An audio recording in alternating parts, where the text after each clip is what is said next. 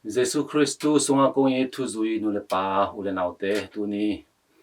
isim lungdam na lai siang tu John sung pan hiya alian som ni neu ni pan gia dong hi to som bang kimu yam chile to pa Jesu athoki tak chiang a Magdala ko mi Mary na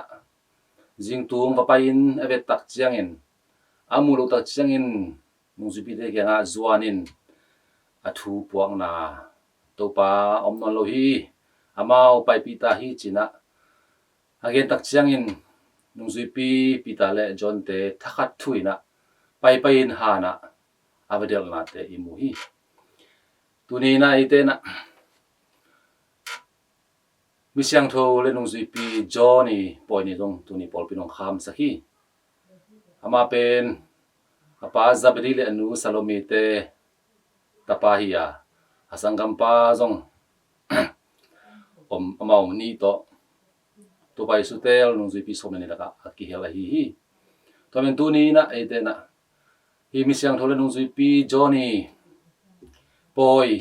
pol pinong kham sak tak chaina pang phokha hiam chile ibiang na pol pi pen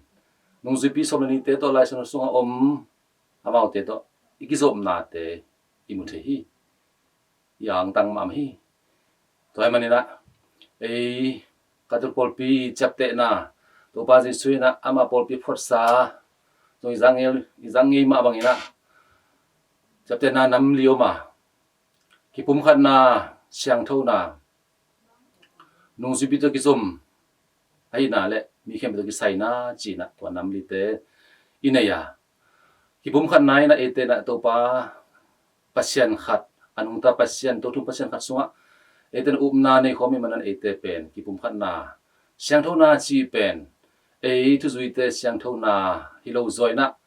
ipol piung phon khia to pa Jesu mama mi mong mo khilowin pasien ta pa to thum pasien na to ni na to pa Jesu ma mai na ming so na lai na ong phon pa to pa su siang tho na tung to nei ten zong siang tho na ding din mun inga na te le athum na nung zupi te to kizom pol pi na te tuni nung zupi Johnny poi i kham na hangin ete ni simina nung zupi te poi te ine simina i pol pi pen nung zupi te to akizom pol pi na te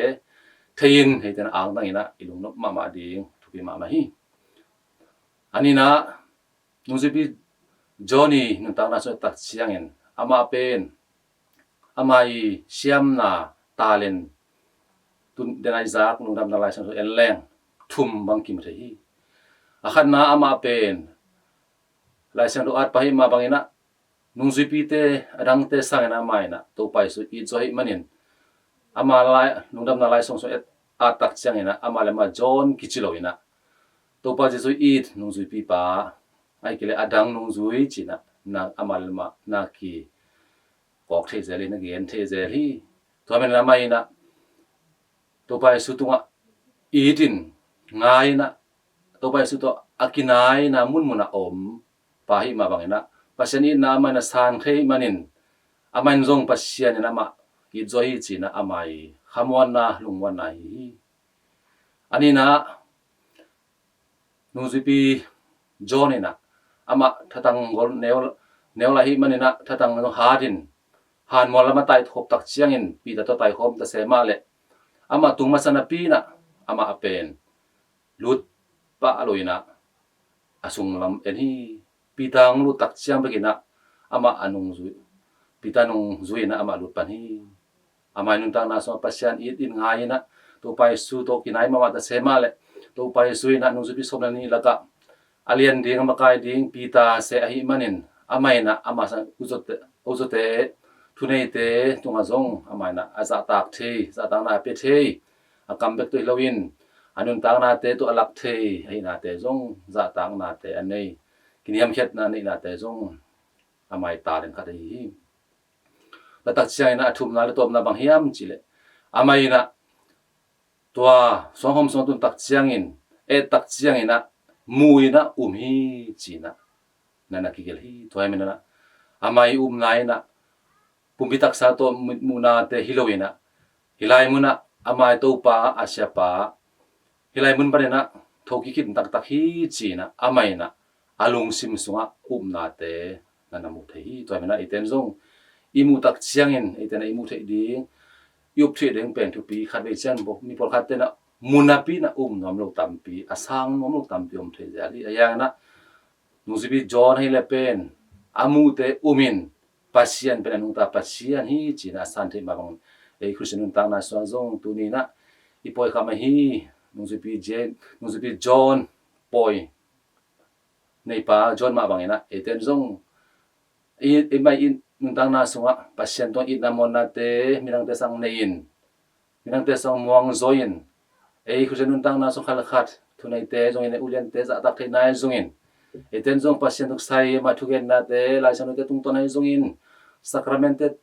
tung ton hai zong in eten na imu na te pasien thu pa te san thei ding ilung ko thei ding pen thu pi ma ma hi toy man na tu ni nung pi John poi ni na iten zong nung pi John ma bang to pa tunga it zo to pa to kinai na mun omin amai singlam te phonga zo iten omin to pa de na bang na a hui the pen na nung pi John ma bang ina ke hong i padia hi chine ite mi mal khat chari na khamon na te lumon na te to iksen tang na te pasien de na popi de na bang na inun tak te na di biak to pa pasien mi mal kin chia thu pa pia sakta hen amen